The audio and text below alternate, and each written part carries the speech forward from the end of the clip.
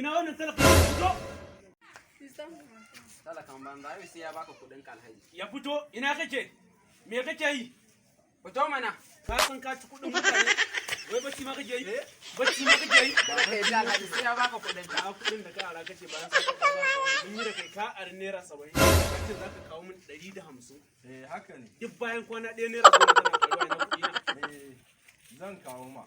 Alhaji kada ka yadda sai ya baka Sati kuɗin ɗaya ka. muka yi da kai. Sati ɗaya muka malam babu ruwanka. Malam babu ruwanka. Ba ruwanka mana. Ina bin sa kuɗi ne.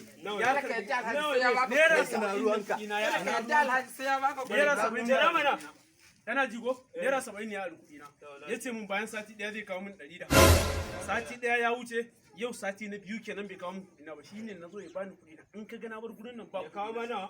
In naira 150 ne kana azali lokaci dan kana azalimi shine zai kawo 200 da ya zai ba zai kawo min kuɗi ba saboda ni Ya biya kuɗin nan. sai ya je kuɗin nan. Kai ka ga masa ya biya kuɗin nan. Sai ya Ba biya. zai biya ba.